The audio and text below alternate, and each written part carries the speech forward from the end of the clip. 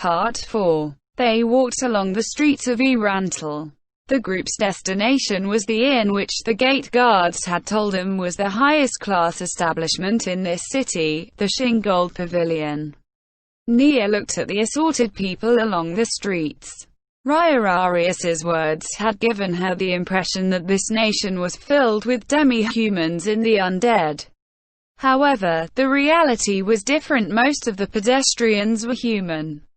The only undead she saw were groups of the same undead being they had seen near the city gates, as well as horse-shaped undead with bodies of bones and fog who pulled carriages. There were no other kinds besides them. On the other hand, there were all kinds of demi-humans. A group of goblins marched down the streets in neat formation, each of them radiating the aura of a seasoned veteran. That immediately shattered the impression Nia had of goblins. No, it was not just Nia who was that way. Gasps of surprise came from the paladin contingent. There were also a demi-human with a rabbit's face wearing a maid's uniform, as well as a bipedal, frog-like demi-human, but she had only seen one example of each in the city. It seems more normal than imagined. Well, not that normal, but still, it's quite similar to a human nation. You can hardly tell that it's under the thumb of a terrifying undead king. There were no looks of fear on the faces of the citizens walking along the streets. Nia was not sure if this was because they had resigned themselves, they had grown used to it, or they had decided that there was no need to worry about living with the undead. However, there were no signs of chaos on the streets. At times, she even heard the sound of children laughing. This is much better compared to Jaldari, I guess. Just then, Remedios suddenly halted her horse. Since their leader, who was traveling at the group's head, had stopped, the rest of them had no choice but to follow suit. "Excuse me, Dwarf-san. May I ask you a few questions?" Remedios was addressing three dwarves who were working by the side of the road. There were also 3 skeletons performing earthworks under the dwarves' orders. The culture shock she had received after entering the city had been so great that she now thought little of seeing skeletons. There was even a hint of relief in her mind which came from seeing an opponent which even she could win against. "What? Who are you guys? Which country do you hail from? I apologize for speaking from horseback. However, we are from the Holy Kingdom and we are looking for the inn known as the Shingold Pavilion. May we ask how to get there?" Shingold Pavilion? Ah, that's a classy place. The dwarves gave them rough directions.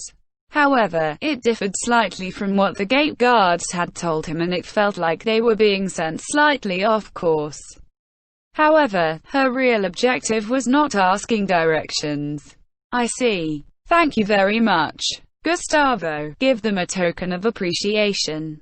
Gustavo dismounted from his horse and produced a small pouch of coins. "You do know all we did was give directions, right? It's fine. After all, we've interrupted your work." "Really? Well, sorry about that."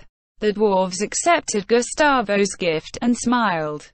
"Well, when we get some good grub with this, we'll thank the men and women of the Holy Kingdom for it." "No, there's no need. Speaking of which, what are you doing here?" You can't tell. We're laying roads. His Majesty himself requested it of us. While it's mainly the residents who are doing the work, we're here to serve as technical advisors." "Gaha," the dwarves laughed heartily. "I see. And the undead over there are the skeletons that His Majesty lent us, can't you tell?" "Ah, honestly, you can't beat the undead when it comes to pure manual labor. It's certainly changed my view of them. Controlling the undead, huh? It's not like there's anything surprising about it." "Well, I guess it can't be helped because you're travelers. Still, it's only to be expected in the Sorceress Kingdom, no? I've heard that the undead are showing their stuff in the nearby villages. After all, they can complete tedious chores like planting and so on with just an order. I mean, look, the undead don't tire, they don't sleep, and they don't eat. In addition, they also understand what we want to say, so they do fantastically when given a task within their means. Things being what they are, you don't even need to work like a dog anymore. Even our country's starting to make use of them too. By your country, do you mean a nation of dwarves separate from the Sorceress Kingdom? Oh yes. That's where we come from, but now we stay in the Sorceress Kingdom's demi-human district. Demi-human district. Yup. It's where all the races who aren't human live. They say it used to be the paupers district of this city, but it was torn down. Then, it was rebuilt in order to let races of all kinds live comfortable lives. Well, it might be a while before it's complete, but work on the dwellings for races smaller than you humans like we dwarves, for instance, has already begun. Originally, we came here to take charge of that building work. The dwarf's colleague jumped into the conversation. I see. But if the paupers district was torn down, where did the original residents go? Remedio's eyes went to the undead. We're not too sure, but I think they were sent to villages or something. There's a lot of ruined, abandoned villages around this city, and I heard they were sent there to rebuild them and work the fields. That's where being able to command the undead comes in handy. If I'm not wrong, they've begun large-scale farming with the undead, or something. That's why food prices in this country are pretty cheap. It doesn't matter that it's cheap. The important thing is that it's good. And the wine. Oh, I fattened right up after moving to this city. If I go back all plump like this, my wife's going to yell, "Where's my share?" at me. I'd better slim down before returning home. Ah, we really lucked out in the lottery. Gaha, the dwarves laughed again. Finally, there's those horse-shaped undead. Do you know their names? Beats me. Still, doesn't matter if we don't know, right? They're not harming anyone. They're a bag of bones, yet they're so damn strong, makes them perfect for moving goods, right? I see. Thank you. Same here. Best of luck to all of you. After bidding the dwarves farewell, the group continued toward the inn once more. Captain, why did you ask the name of that horse-shaped undead creature? Nia was mystified. She had thought that was what would have interested the captain least. Gustavo, that was because you were acting strangely when you saw that thing. Really? Say, do you know the name of that undead being? Well, a name does come to mind. But I think I must have made a mistake. It can't be, I was probably mistaken. I can't imagine an undead creature like that could ever be controlled. Well, if you say so, then so be it. And that was the end of that. Before long, the instructions they had followed brought them before a luxurious inn, probably the Shingold Pavilion which the gate guards had recommended to them. While its name was written on the signboard, the kingdom's script was different from that of the Holy Kingdom, so they could only make a rough guess at what it said. The kingdom and the empire had once been the same country, so there were many similarities between them, but the Holy Kingdom had never been tied to either of those countries, so they differed greatly. Gustavo, go AEAD before us and book our rooms. Understood. Oi, you two, with me. Gustavo brought two paladins with him to the inn. Several minutes later, one of them returned. Captain, we've successfully booked the rooms. The stables are behind the inn, so they'd like us to bring the horses there. All right, I understand. Squire Byraha, bring the horses over. Understood. She tied the horses' reins to a tree in front of the inn, and then she led them to the stables one at a time. Taking care of horses was a squire's job, but the inn was also obliged to help out as well, and so Nia accepted their goodwill and entered the inn. She smelled the fragrance in the air and thought, maybe this is to prevent the stink of the stables from getting in. Was it from some kind of fragrant wood or perfume? From the outside, it seemed to be of the same grade as the inn from the kingdom, but after seeing the interior, it might have well been a rank above the latter. She even felt a little embarrassed walking around inside it with her body that was dirty. Bathing for them was essentially just rinsing with water until they thought they did not stink from their long travels. Nia stepped forward to the room which the inn staff had told her about, and knocked on the door. "Who's it?" "Squire Nia Roha." In front of the door stood a paladin, still in armor. The discrepancy between the Rantel they imagined and what they had actually seen made them feel that resting would be a waste of time, and so they had decided to take action without delay. "You've come just in time. We're about to start the meeting." While she wondered if she need to take part, it did no good to ask too much. The people on top had spoken, and obeying them was the proper course of action. "Then let's go seek an audience with the Saucer King as we planned. Gustavo, I'm counting on you." "Of course, Captain. But what else should we do apart from that?" The original plan was to meet people in power and ask for their aid. Since Morn was an adventurer, they had originally planned to head to the Adventurers Guild. However, according to Arius, the Adventurers Guild now was essentially closed down, and requests were handled by the Saucer King's underlings. "Let's drop by the guild anyway. Let's see if we can't entice some idle adventurers who can come to the Holy Kingdom." "I understand. In that case," Gustavo gave orders to 2 paladins, and they immediately sprang into motion. Nia wondered what kind of tasks she would be given. Usually, it was a squire's job to polish the paladins' armor and swords, do their laundry, among other sundry tasks. Ironing and arranging their rumpled clothes was also part of that. Most paladins now should have gone through such experiences. Although, that might not be the case for our incredibly talented captain, who directly became a paladin. Then how about the others? Will they wait within the inn? When I was gathering rumors in the kingdom, I was led to believe that this would be a grim and dark city. However, it's far more ordinary than I expected. I trust letting a few people outside would not pose a problem. While it's hard to tell at this stage, I believe there should be no sudden danger in that. Is that so? Then have several people go to the temples and see if they can help introduce us to Morn. The ruler of this city is the Saucer King, an undead being. It won't be too good to have ties to the temples, no? Still, we're paladins. Where should we go if not to the temples? Gustavo had a sour look on his face. Remedios had a point. That's also true. Also, it would also be good to see and hear about life in the city from its people in addition to what the Saucer King has allowed us to see, right? You have a point there. But what should they do if they saw something which they, as paladins, could not tolerate?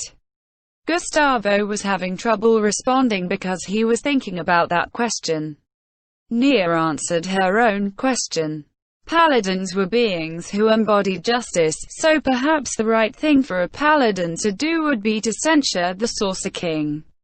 However, if the result of doing so meant that the Saucer King would not help the Holy Kingdom, meaning that they could not save the masses from their suffering, would that still be the right thing to do? She remembered that her father had once said he did not understand the justice of a paladin. She had not given much thought to it during her days of trying with the goal of becoming a paladin in mind. But perhaps her heart had become soft and weak because of the Holy Kingdom's present state, since she had started thinking more and more about that subject recently. Perhaps her doubts might be cleared up if she could ask her mother, but her mother was no longer among the living.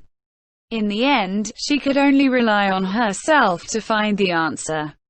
As Nia continued pondering these things, the dialogue continued.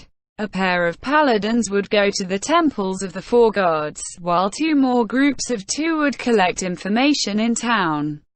Remedios and the others would stay behind to take care of anything that might happen. As expected, Nia was ordered to polish their armor. After the meeting ended, Nia began working on everyone's armor.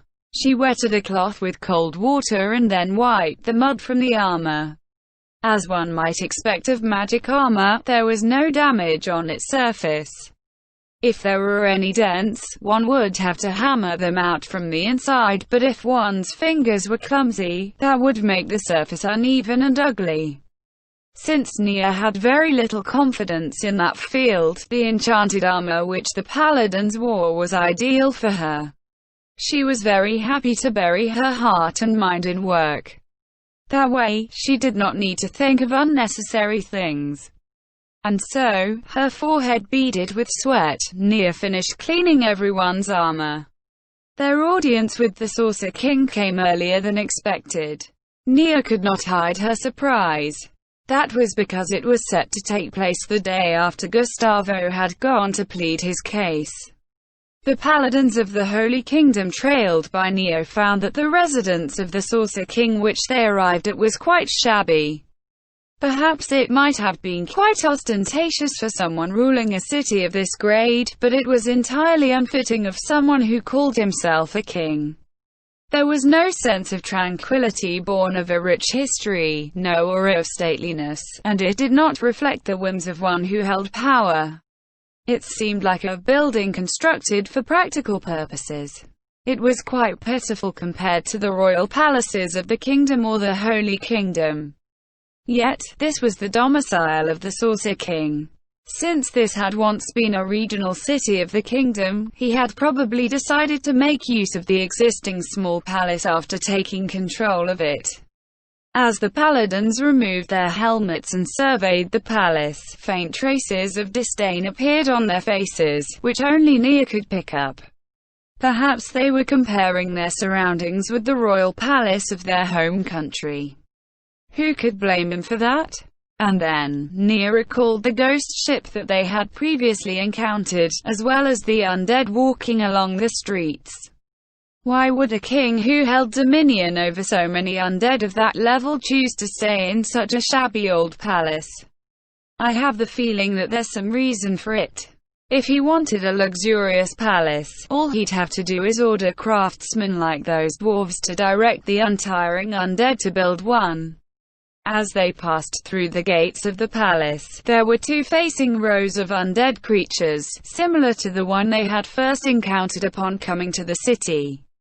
Unlike the undead they had seen at the gate, they were slimmer and crossed their lances high in the air between them. Flags hung from the tips of the crossed lances.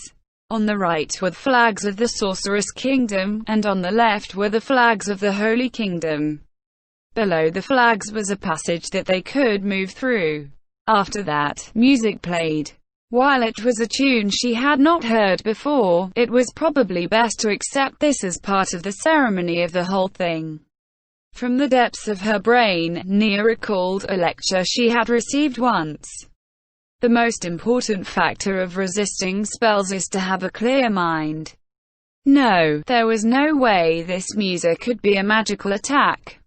If this was a trap, there would be no need to raise the Holy Kingdom's flag. Nia walked in what she hoped was a proud and bold way, as she scanned her surroundings. There was an honor guard and the flags of the Holy Kingdom.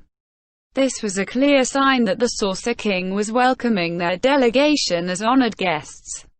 In other words, he acknowledged Nia and the others as official ambassadors to the Sorceress Kingdom, which meant Nia also had to uphold the reputation of the Holy Kingdom.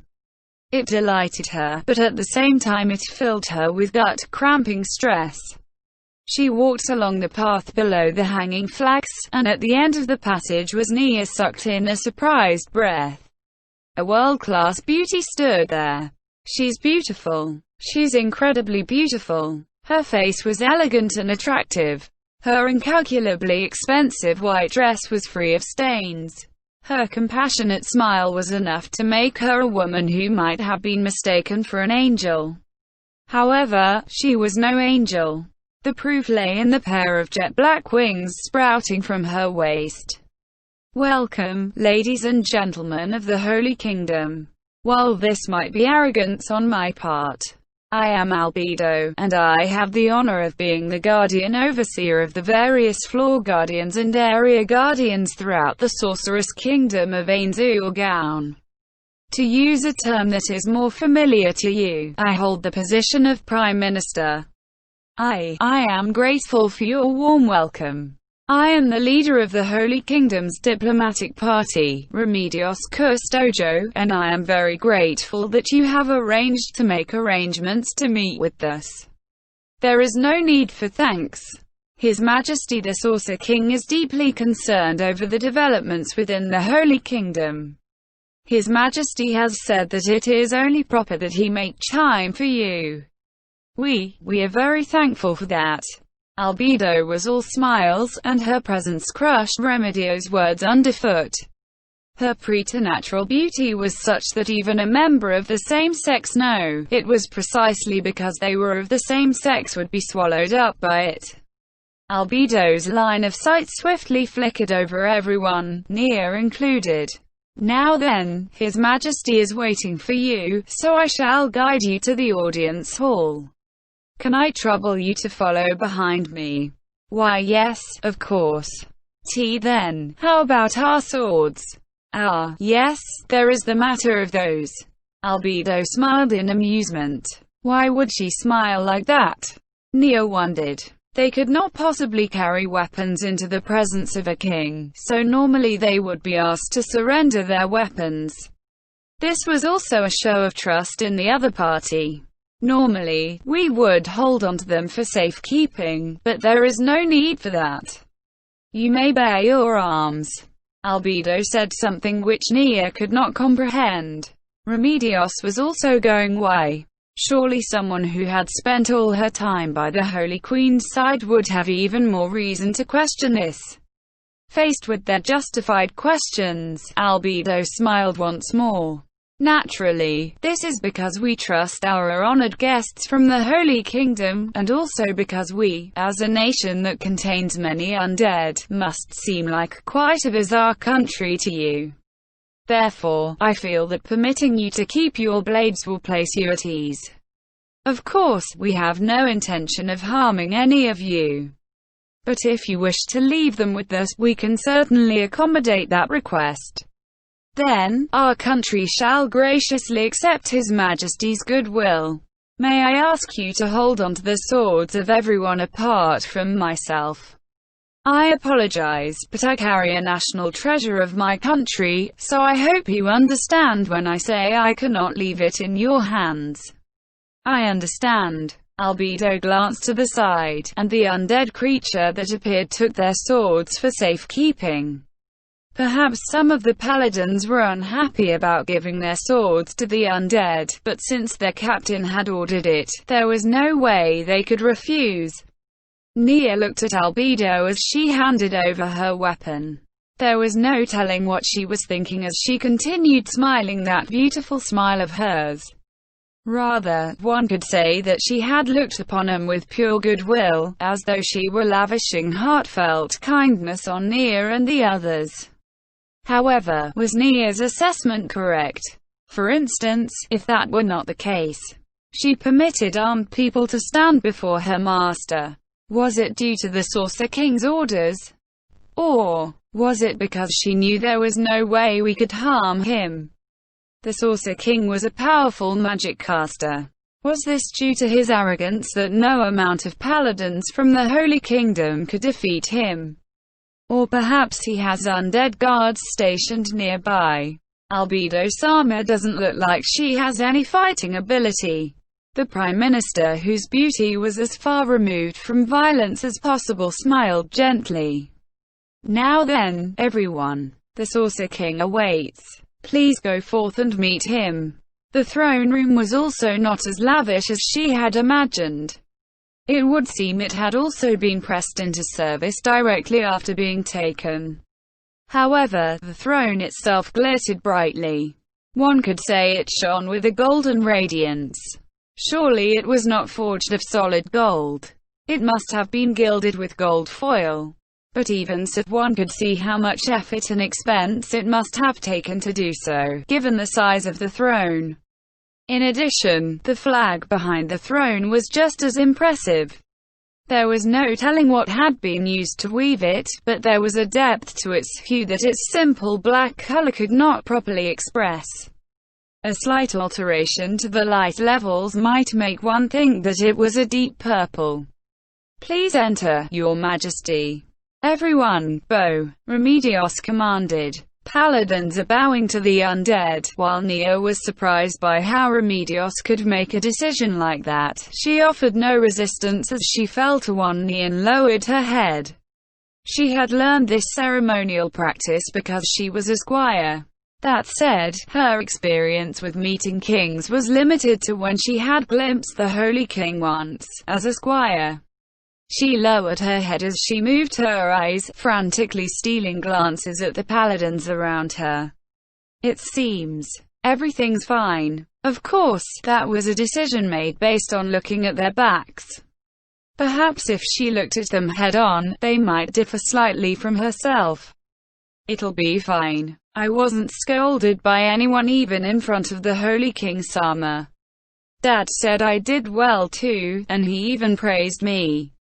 Announcing the arrival of His Majesty, Ainzul, as Albedo spoke from where she stood aead oven to the side of their group.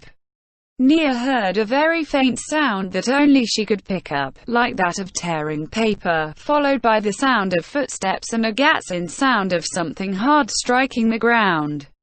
Soon, she sensed someone sitting upon the throne. "His Majesty grants you leave to raise your heads." It was very difficult to breathe during this time. Looking up too early or too late would be a breach of etiquette.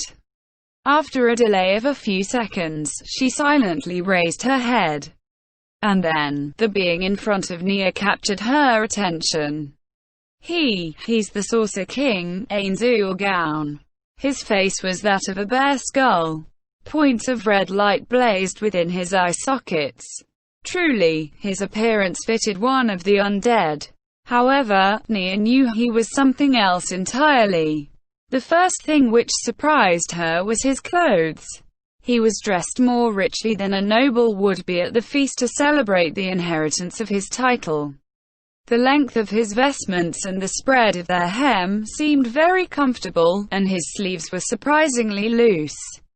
The hem and sleeves were made of spotless white fabric and they were lightly decorated with gold and purple.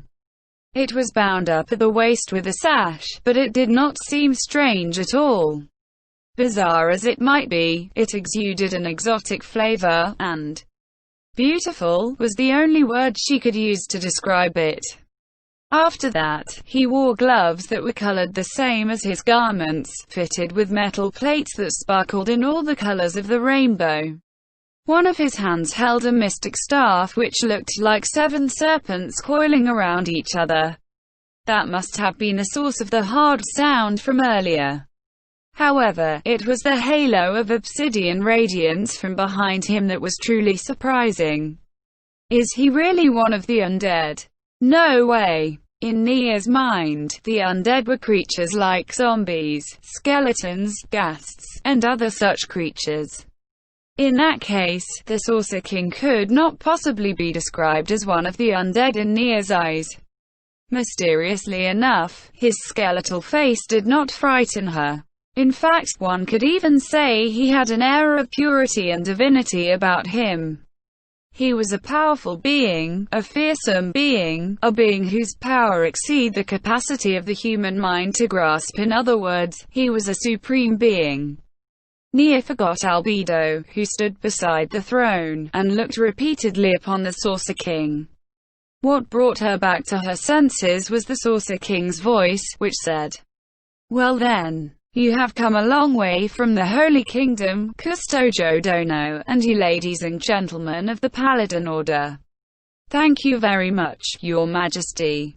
While we could have organized a banquet of welcome for you, I trust none of you are in the mood for such a thing. Therefore, I have taken the time out of my busy schedule to arrange an audience with you. That being the case, rather than wasting time to no use by beating around the bush and bandying insincere flattery, let us be frank with each other. I trust there are no objections. Not at all, Your Majesty. Very well. Then, tell me the present state of the Holy Kingdom. Speaking without deception or omission will allow we in the Sorceress Kingdom to better aid you.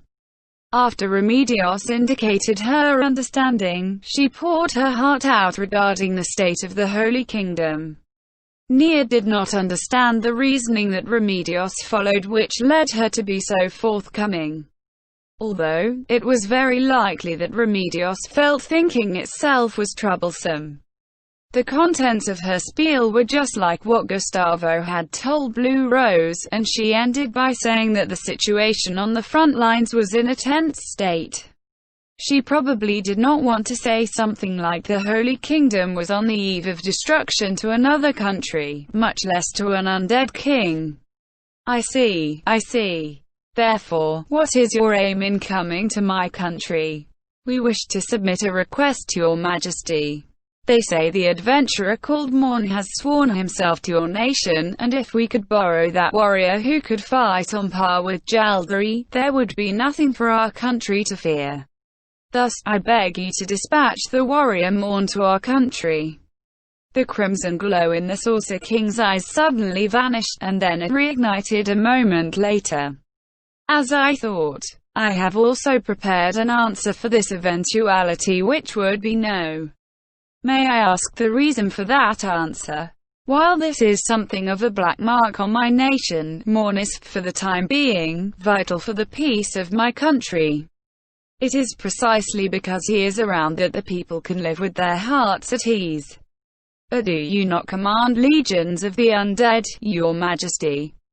Who? The Saucer King laughed quietly.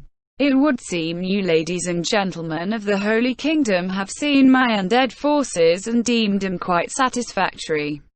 Then, will you not accept a loan of these undead troops in place of Morn? I trust you have all seen that all the undead I command are quite potent. They ought to be able to eliminate mere demi-humans. Remedios was left speechless. She was probably imaging the sight of herself, leading an undead army back to the Holy Kingdom.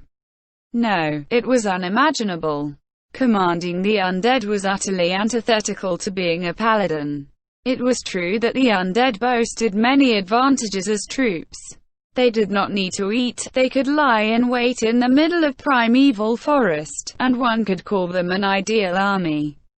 However, enlisting the undead, the enemies of all living creatures, into their forces was more frightening than anything else. For starters, bringing another nation's troops into one's own country was a source of unease. After solving the Holy Kingdom's problems, they might then proceed to conquer the Holy Kingdom. In that case, the Saucer King chuckled at Remedios' perturbation. Indeed, Custodio Dono. There are those in my country who think the same way as you. Using the undead for agriculture, clearing land, and security are all applications which the people are growing to accept.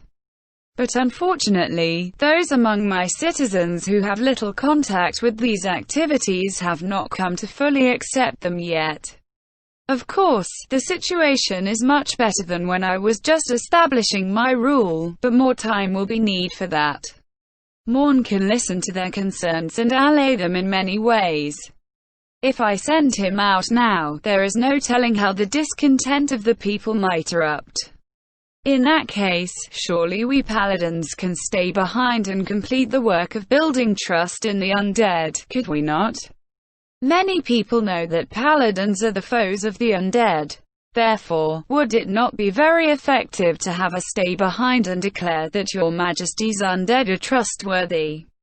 Moo. That is a proposal which is worthy of consideration. After a brief period of cogitation, the Saucer King turned his face to the hand which did not carry his staff. It would seem having foreigners handle that is not quite appropriate, no. One can trust someone who has gone through the same joys and sorrows as themselves. Surely there is no way for them to believe someone who appeared out of nowhere and said the undead were their friends, is there? As I thought, you will not be able to take the place of an adamantite-ranked adventurer, who is already renowned throughout this city. His logic was faultless. Therefore, she could not refute him with logic. This was particularly true for Remedios, who was the type that was driven by her emotions. The Saucer King then asked the speechless Remedios, "Very well. Then let us change the topic. I wish to ask about some people you did not mention, Custodio Dono. In the past, Morn told me that Jaldri commanded maids of considerable power. May I ask if you ladies and gentlemen have encountered people dressed like that in the Holy Kingdom?" "We have not found anyone so dressed in the Holy Kingdom. In fact, we only learned about them for the first time when we engaged Blue Rose of the Kingdom in conversation." "I see. Which means it is possible that the maids might be Jaldabaoth's trump card, is it not? Or does that mean they are active in other locations? We cannot be sure. I believe you mentioned that the South is still holding out. Are you maintain secret communications with them?" "To a certain extent, yes. So they have not yet infiltrated the South then? Perhaps I was being too worried." "Umu." The Saucer King suddenly looked up to the ceiling. "Does your Majesty feel that Jaldabaoth's henchmen have infiltrated the South?" "I did not say that. But I was thinking that if he possessed such powerful pawns, why has he not used them yet? And I believe I asked for full disclosure at the beginning, did I not? Therefore, let me get right to the point. What kind of remuneration can the Holy Kingdom offer me in exchange for the provision of my nation's aid?" This was a perfectly normal question and entirely to be expected. However, answering it was very difficult. "We can offer my country's friendship, trust, and respect." The Saucer King snorted at Remedios' answer. However, one could not conclude that Remedios' answer had been wrong. There were times when that was all a paladin would need to rush into a life-or-death battle. For example, one who championed a poor village that could not afford to pay proper compensation and challenged a demi-human horde would be held up as an exemplar of paladinhood. That is very much what a paladin would say. Perhaps one of my past friends might well have been willing to take action based on that alone. But unfortunately, such words cannot move me. I have said before to dispense with meaningless flattery. Can you offer me any tangible benefits? Is he saying that Morndono is a friend of the Saucer King?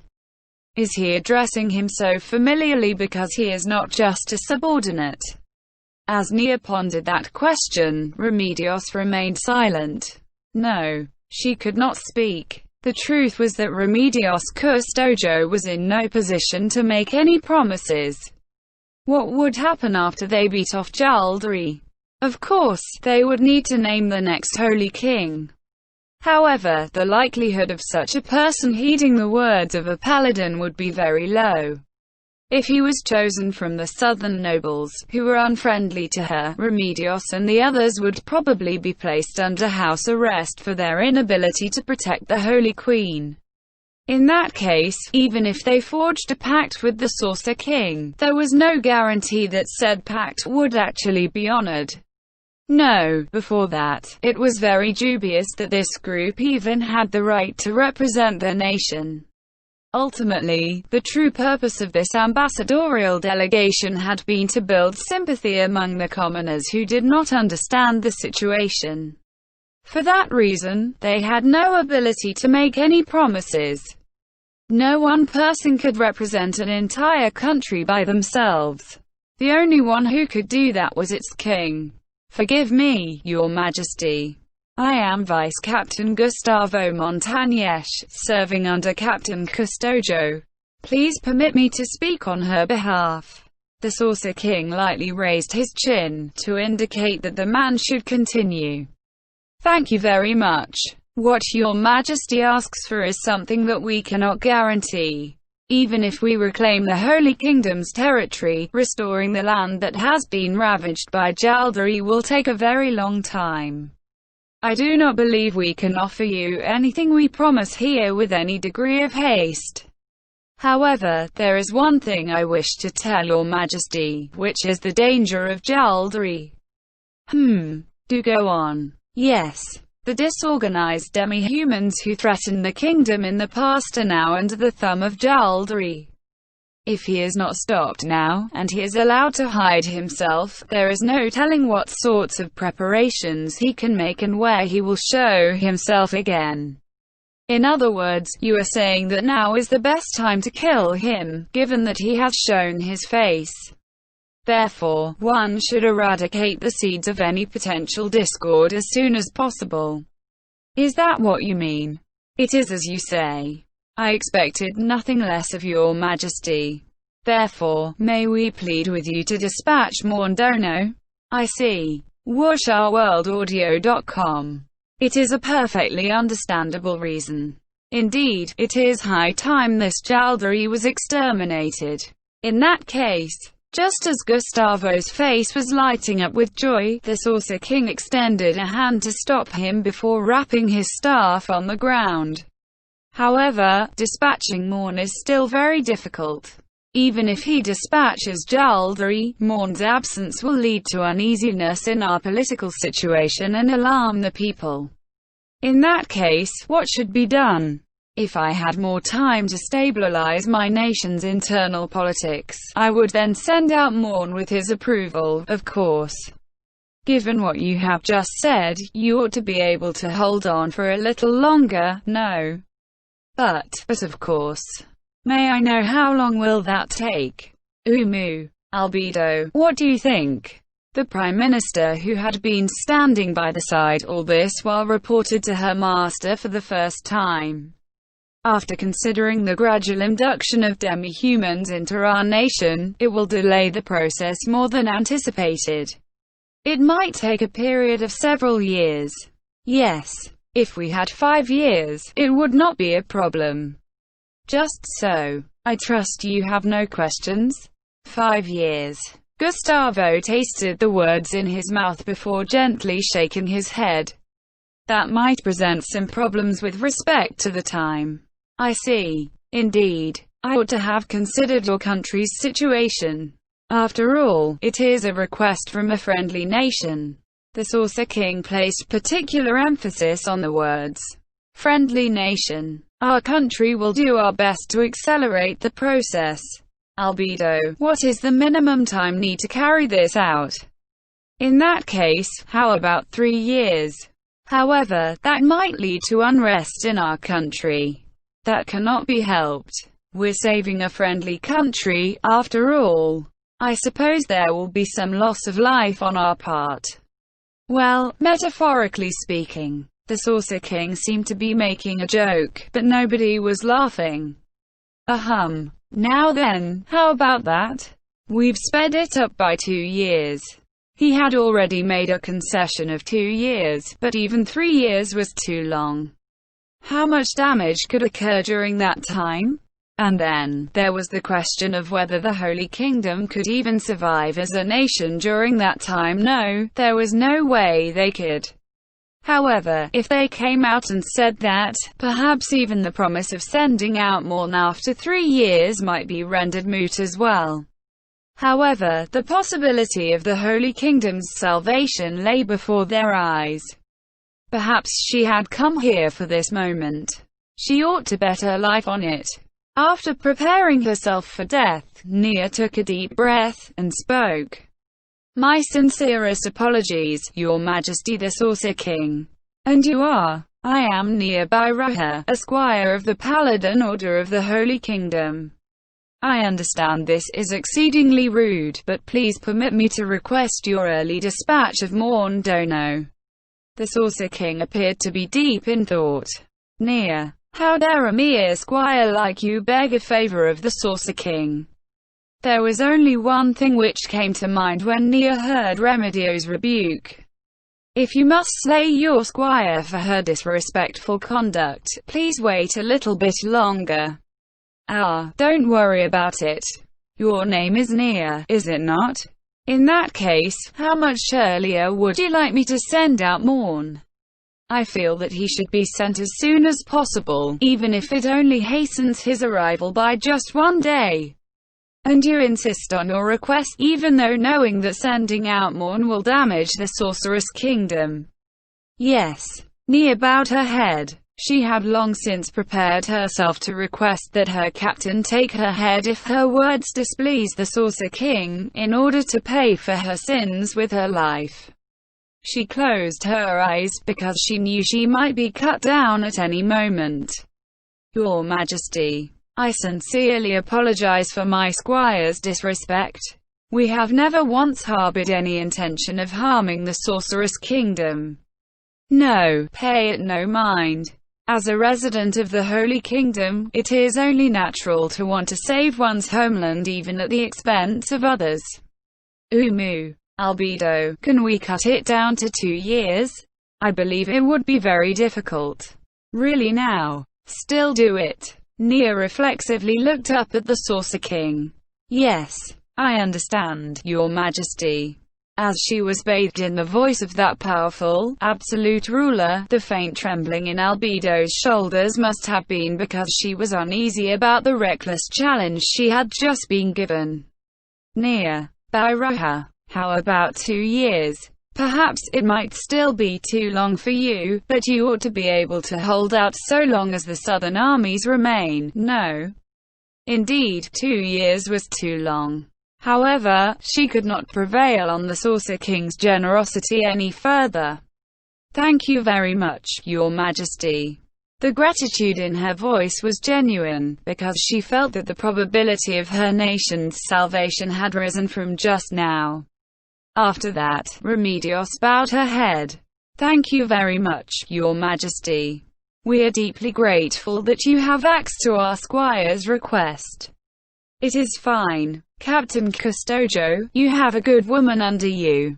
If she did not love her country so deeply, how would a mere squire dare plead in such a way with the king of another nation? I am not mocking her, of course. No, I am certain she must be overjoyed by Your Majesty's words.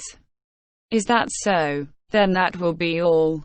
This has been a beneficial dialogue. Announcing the departure of His Majesty, the Sorcerer King, Nia bowed her head in response to Albedo's words. Once again, the staff rapped along the ground in time with his footsteps, the same way it had when he had entered. Those sounds drew further away, and soon they heard the sound of the door closing. The Sorcerer King had probably left the room. He has departed. When Nia raised her head, she saw a slightly red-cheeked Albedo smiling and saying, "Then, please allow me to escort you outside." Nia had prepared herself to be scolded by Remedios, and sure enough, after they returned to the inn, it came. Do you know what you've done? Remedios' face was red as she closed in on Nia. Vice Captain Gustavo hurriedly held out his arms and stepped between Nia and the captain. Captain Custodio, a moment please. There is no denying the Squire Byroha's actions were those of a rogue, but ultimately, she saved us a year of waiting. Is that not something worthy of praise? What nonsense are you talking about? The whole thing might go up in smoke because of her. Also, do you want me to praise her for acting on her own? Are you kidding me? I sincerely apologize. Nia bowed her head as she apologized with heartfelt sincerity. Are you really sorry for this? Maybe you were lucky this time, but can you take responsibility if things end up turning bad for us? The blame rests on your servant. I know that already. Answer me. Can you face all the suffering people of the Holy Kingdom and tell them that help won't be coming because of you? No, your servant cannot bear that responsibility. In that case, then why did you just jump in and do that? What on earth were you thinking? Nia raised her head and looked straight at the captain. Should the need arise, I feel you should take my life and offer it to the Sorcerer King as an apology for my actions. Remedios' eyes went wide as she heard that. However, they quickly narrowed in displeasure once more. Beside her, Vice-Captain Gustavo nodded vigorously in what seemed like respect. Do you think that's enough to earn forgiveness? Do you think a life like yours will be enough of an apology? I do not know, but I am certain you and the others will be able to think of something, Captain. And what will you do if we can't think of anything? It was as the captain said. It was likely that even executing Nia would not be enough to earn the Saucer King's forgiveness. However, Nia had still said what she had in the audience chamber because 3 years was far too long to wait. Could it be the captain was willing to accept waiting for 3 years? Why am I being scolded by someone who didn't do anything? I know that the lives of the Holy Kingdom's people hang in the balance, so I shouldn't act of my own accord. Even so, someone should have done something back then. Was it not all right as long as there was a good outcome, or was the process more important? She probably could not give an answer like that. Even so, it was hard for someone who had stepped forward to do something to endure a lecture from someone who had done nothing. Of course, Nia had a pretty good idea of what would happen if she actually said that. Therefore, she remained quiet and simply lowered her head. Captain, that should be enough. Thanks to her efforts, we've saved a year of waiting. Rewards and punishment need to be used in balance. Perhaps you ought to be praising her to a similar extent. Che. The captain looked like she had not yet said her fill as she turned and left. Gustavo sighed, and then turned to face Nia. Your resolve is truly admirable. The captain might look that way, but the truth is, she respects your contributions. That was most definitely a lie. That was a lie which nobody could cover up. Perhaps Gustavo had sensed her thoughts from her expression, but he looked her in the eye and then smiled bitterly. In any case, I'll go talk to the captain about this. However, if you run into her now, things might get a bit prickly. Could I trouble you to take a walk outside for a bit? I understand. Thank you, Vice-Captain. Once outside the inn, Nia wandered aimlessly through the chill of winter.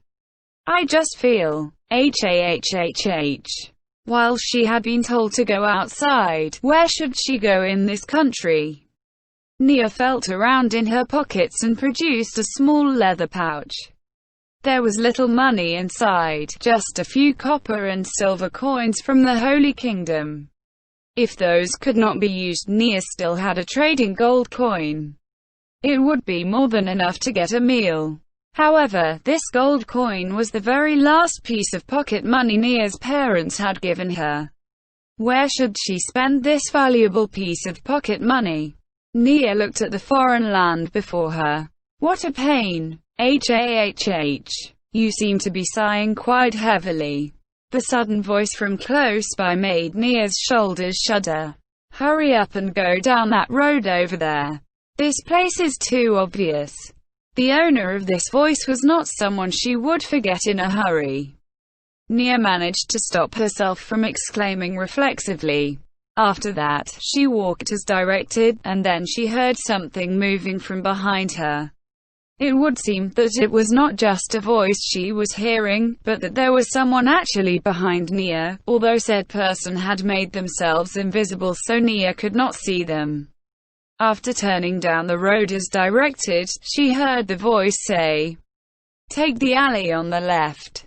Nia obeyed silently. The alley was surprisingly clean, with no passers-by. After walking several steps, Nia turned and spoke the name of the voice's owner. Your Majesty, dare I ask why you have come here?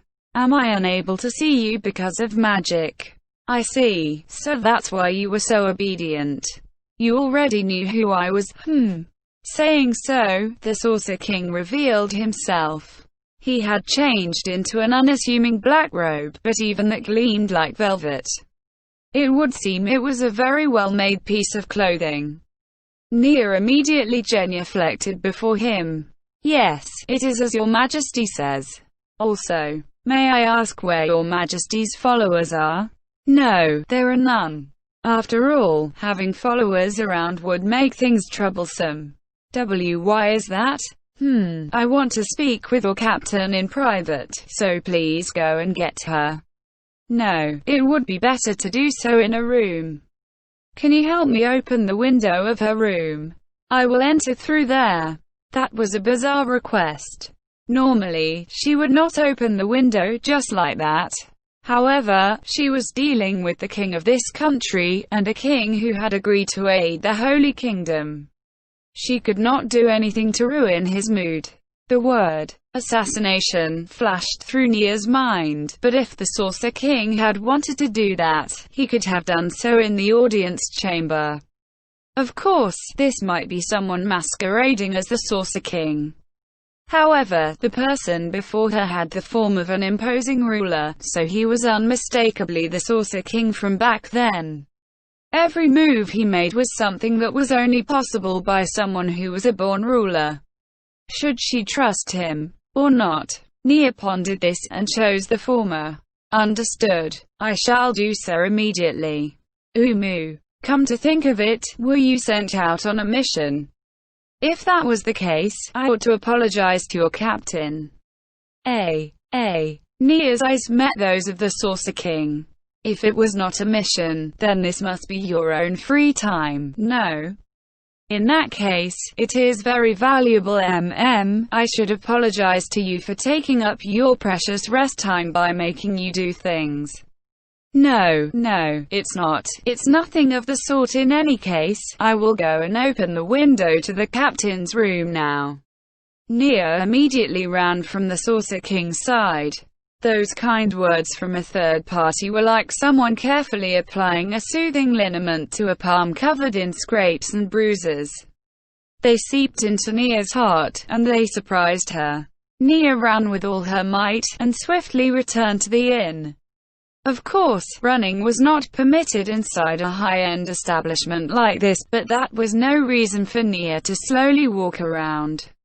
All she could do was move as quickly as she could without causing any offense, but despite all that, she could feel icy glares directed at her by the inn's staff.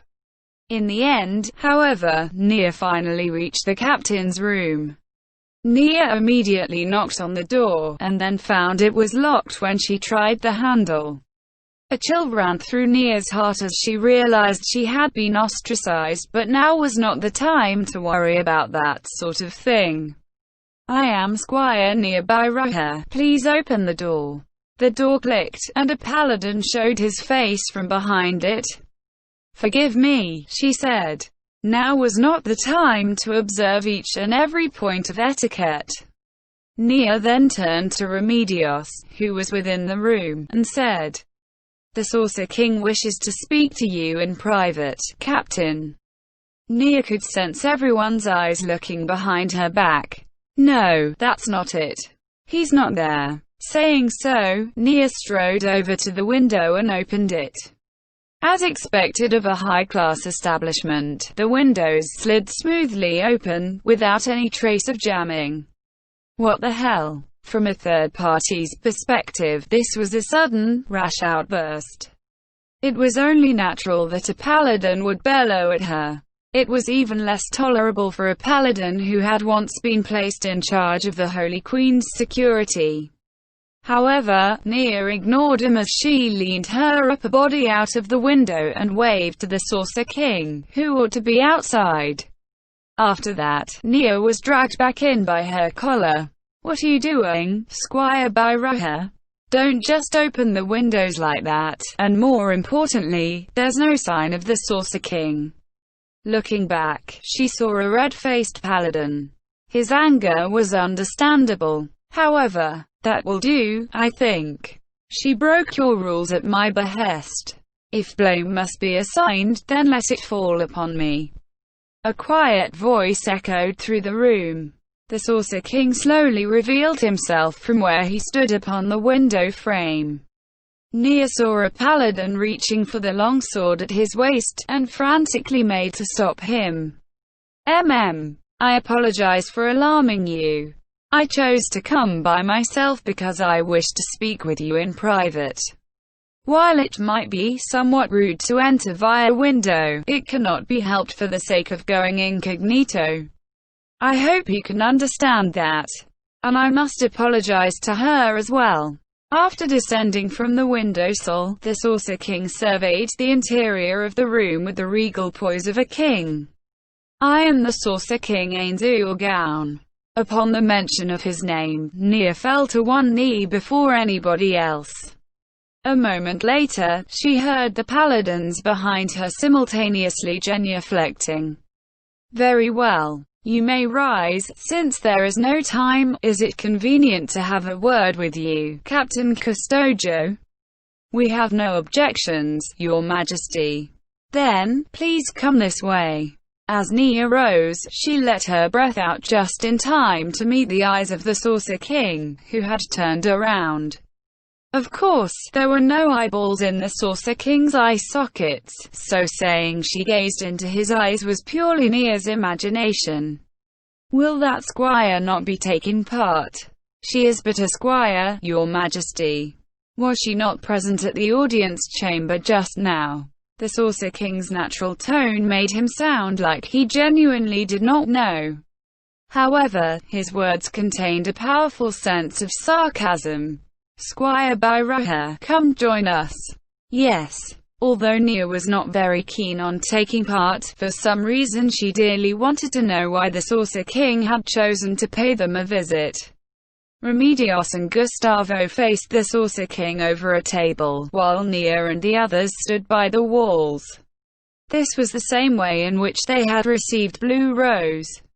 Now then, Your Majesty, please permit me to ask a direct question. May inquire as to why you have graced our humble lodgings. Remedios nodded after Gustavo spoke. But of course, like I said earlier, I dislike beating around the bush. After all, doing so makes it easy for one's words to be misinterpreted or have their meanings twisted. There was a sense of reality to the Saucer King's words which could not quite be articulated. While I have decided to send Morn over in 2 years, if you will accede to a request of mine, it would not be impossible for me to dispatch someone on par with Morn from the Sorceress Kingdom. On par with Morn? Remedios could not help but exclaim.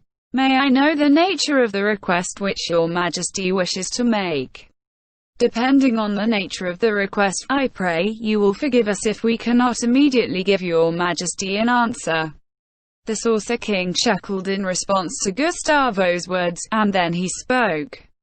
But of course, given your present state, I can roughly imagine. Now, calling you a resistance movement would be a pretty spin on things, but the fact is that you are most likely a band of guerrillas hiding in caves. Am I wrong? Everyone present held their breath. Nia was no exception. Why could the Saucer King speak about the true nature of their circumstances? How had he divined this? Pinpointing the cave issue was particularly impressive. The captain and Gustavo's faces were stony masks, only their eyes turning to look at Nia. They must have thought she had leaked the truth to the Saucer King. Therefore, Nia shook her head, to indicate it wasn't me. The Saucer King ignored Nia and the others' shock, and continued speaking.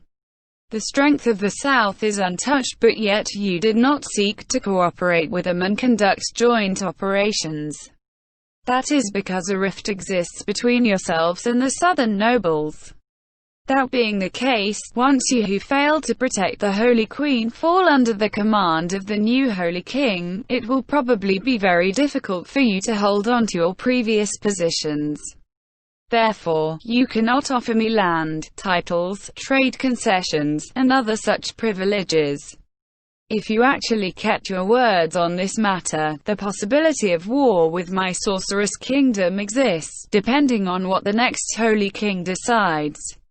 The Saucer King clearly highlighted the key points of the war with the demi-humans, as well as the decisions they had made about their future. Similarly, you cannot use your nation's treasures as bargaining capital.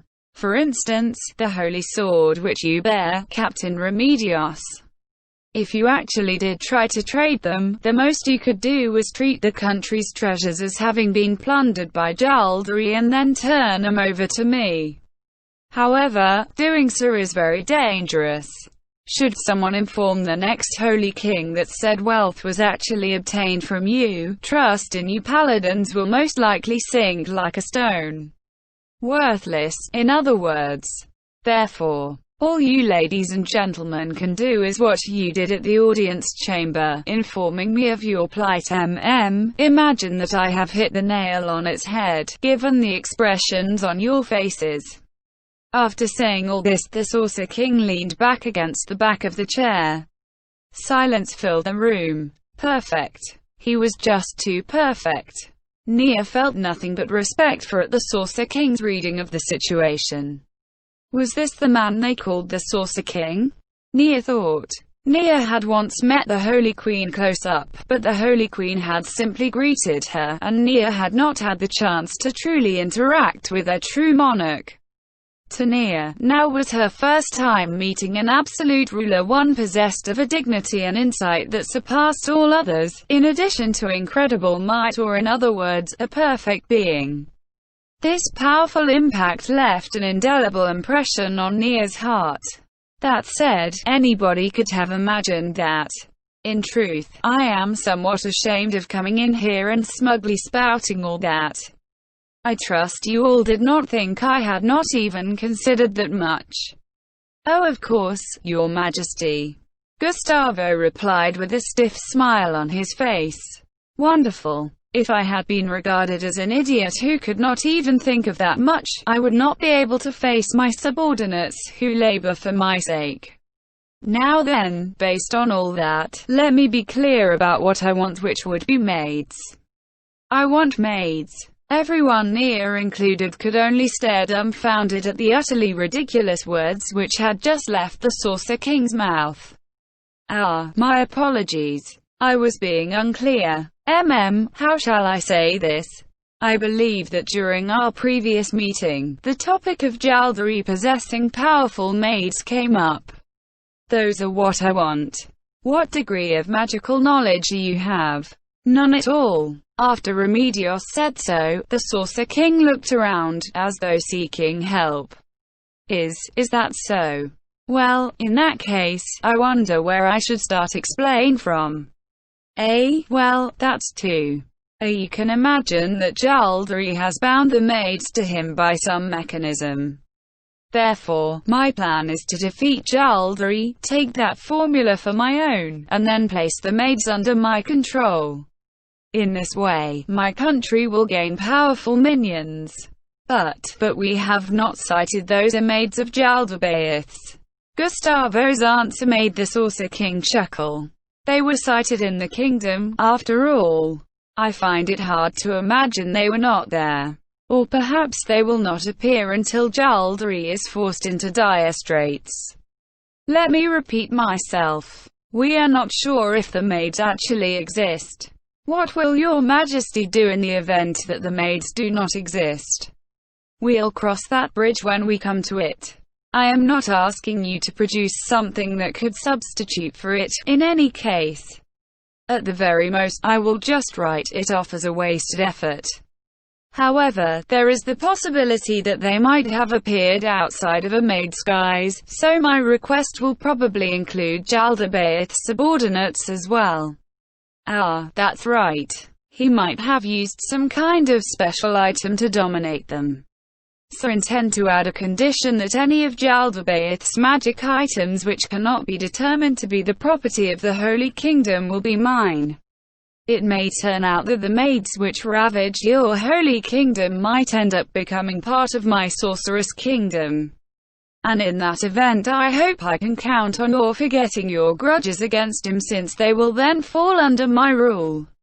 You mean you want us to forgive people who might devastate our country? After Remedios retorted unhappily, the Saucer King shrugged. That is because I stand to gain nothing else from the Holy Kingdom. Or do you mean to say you have something else to offer me? Remedios bit her lip, unable to answer. Your Majesty, the captain means to say that as outsiders, it will be very difficult for us to convince the victims to forget their grudges.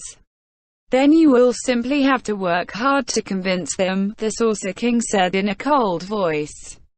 No, then, just say that the maids were dominated by the Saucer King's magic and taken away. That ought to quell their hatred somewhat. No. What would they do? Nia thought as she heard the Saucer King speak. If they still refused to accept the Saucer King's terms after he had made this many concessions to them, it was very likely that they would end up with nothing to show for it. It was plain that these were extraordinarily favorable terms for the Holy Kingdom. If they did not seize this chance, then the only word to describe them would be foolish. That would be quite vexing. Allowing those who ravage your Majesty, Gustavo shouted over Remedio's words. Please allow us to discuss this for a moment. Please give us some time. Do you still need to discuss matters after he's compromised this much? Even Nia felt that it would not be strange for the Saucer King to rebuke them.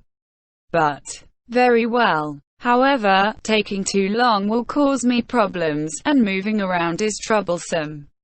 You don't mind if I wait here, do you? Nia could not help but be surprised by the Saucer King's largesse. Thank you very much. Then, we shall quickly discuss things. I pray you will be patient, despite the disservice we do you. That's fine. Go talk it out. The two of them rose to leave, and then they returned with surprising swiftness. No, they had already reached the conclusion from the beginning. Forgive the delay, Your Majesty. Oh no, go ahead and discuss more, it's fine. Well then, how goes it? Yes, our conclusion is that we will abide by all of Your Majesty's terms. I am not asking you to obey me. I am simply making a trade. Well, that doesn't matter. Now then, while we should put it in writing, I lack the necessary equipment and stamps. Let us discuss this later. You don't mind if I use the kingdom's writing? No. There are people here who can read it, so it is fine. Then, may I trouble you to introduce us to the person who is on par with Morn? Ah, he is standing before you right now, in other words, myself. Silence filled the room once more, and Nia and the others were unable to speak as they stared. After blinking several times, the brains finally regained the ability to function. Your Majesty is as strong as Morn. Remedio's words made Nia freeze in place, but there was a man who had made a move because of these words. Please wait a moment, Captain. There's something else we need to ask His Majesty before this. Gustavo turned to the Saucer King. Will it really be all right if Your Majesty leaves your nation and goes to the Holy Kingdom? I do not know how much time that will take. That will not be a problem. Unlike Morn, I can use teleportation magic. So long as I can find your base, I can move between it and the Sorceress Kingdom at any time. But, even so, surely having the ruler of a nation come in person is just too. After listening to me, did you not think that I would be coming in person? I did say intended to defeat Jaldri and bring the maids under my control, do you know? It would be too much of a stretch to do all that from the Sorceress Kingdom. In addition, with regards to Captain Custojo's question, I am stronger than Morn. Then, there should be no problems with that, Gustavo. Of course there's problems with that. Your Majesty. This jest of yours is really quite vexing for us. The vice-captain clutched his gut as he shouted that. This is no jest. Nobody other than me can defeat Jaldri. In addition, I will be going by myself. I will not bring an army with me. Therefore, I came alone in order to discuss the matter in private with you. But if Your Majesty sustains an irrecoverable injury from Jaldri, that would be very bad for the relationship between our country and the Sorceress Kingdom. It is as Gustavo says. Your Majesty, are there truly no problems in that respect? None at all. But, Gustavo, I'm still talking. Don't interrupt me. Quote, after holding out her hand to stop Gustavo, Remedios bowed deeply. Then, we will be in your Majesty's care. The air in the room calmed, as if a storm had just passed, and indeed, it had, but Gustavo's shout echoed off the walls. What are you thinking? Recruiting a king? The king of a country?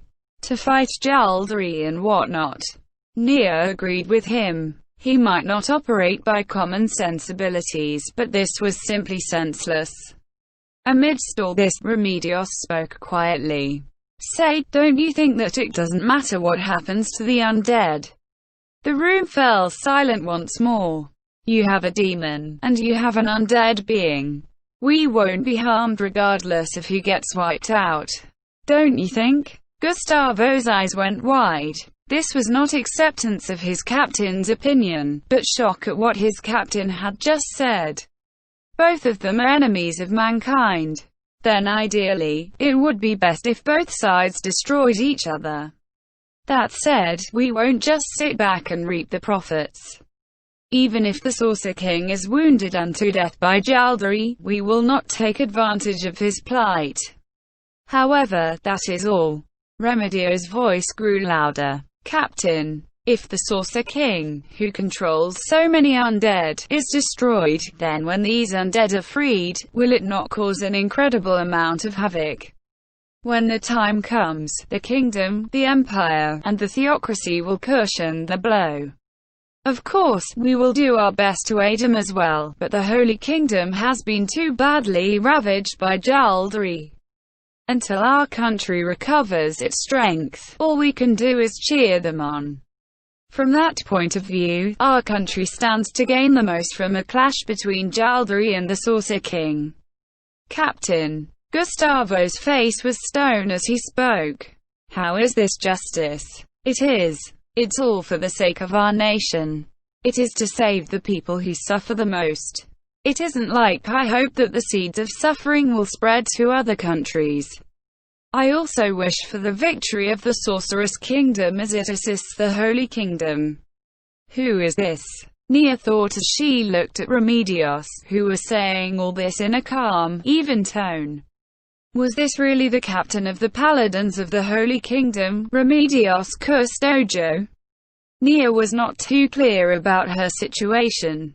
After all, she had always been looking at her from afar. However, she felt that this was a completely different person from the captain she had heard of. Gustavo, you don't object, right? If you can accept this, then we ought to consider our next move. Our next move, you say? We have to think about how to properly make use of the Saucer King. A chill ran down Nia's spine. Why am I hearing a conversation like this? Nia thought. No, she was not alone. Peering around, she saw that the paladins standing near her all had the same expression on their faces. Nia must have looked the same way too. Gustavo, do you have any ideas? No, not at all. Shouldn't we think about what we should do after bringing the Saucer King back with us?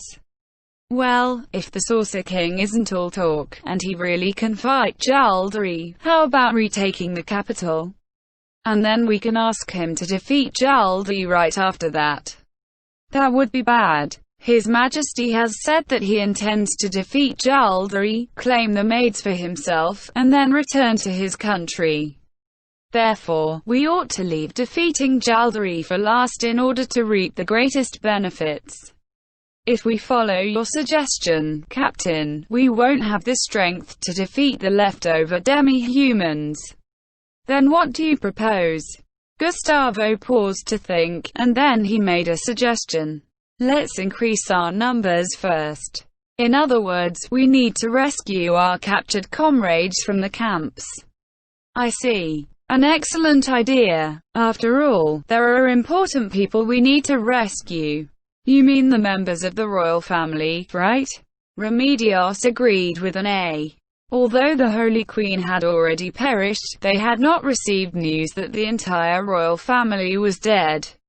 If one of them was still alive, perhaps they could use them as a figurehead, and perhaps gain the full cooperation of the southern nobles.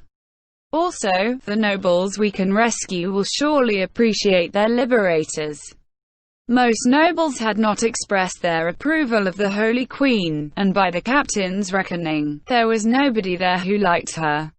However, there ought to be some northern nobles with blood ties to the southern nobles. If they did him a favor, they ought to be able to better make a formal request to the southern nobles. Remedios looked at Nia. Squire Nia, go accompany the Saucer King. Make sure you sway him to our side for our sakes. Ha, ha. Please, please wait. I can't possibly serve a king or something as a squire. All you need to do is work hard on it. No. This isn't a matter of working hard. Usually, she would have agreed immediately, but now she was desperately trying to refuse. This was not something she could casually accept. There must be something wrong with Remedio's head. That's right. Captain, Gustavo chipped in. If we don't have someone of appropriate status to serve as his handmaiden, it'll be taken as an insult to His Majesty. How many other women are there in the Liberation Army? Those women who could not fight had long since fled to the south. However, that was not to say that they did not exist. The Liberation Army still had a few women among them. Gustavo was about to name some of them when the captain cut him off. We need a woman from the paladins. If I gave orders to a woman from the priesthood, what do you think the temples would do? My sister's no longer around, you know. Also, the person for this duty should be chosen from people who are present and who have heard my thoughts. Can we force this onto a third party? So instead you're pushing it onto me, right? Nia thought, but did not say. In that case, Gustavo looked at the captain. I need to be fighting on the front lines, you know. Also, do you want me to go accompany the Saucer King? Or should we yield all authority to the Saucer King? Even if we're using him, we can't just go out and do that, right? There'll be problems with trust, and if the Saucer King sees that we have no fighting power and decides to conquer the Holy Kingdom while he's at it. After seeing the tongue-tied Gustavo, Nia realized the fact that their allies might end up turning on them. Understood. While I might not be sufficient for the task, I will work hard and do my best. I'll tell you this first. Your mission is make the Saucer King more easily usable. Flatter him and keep him in a good mood.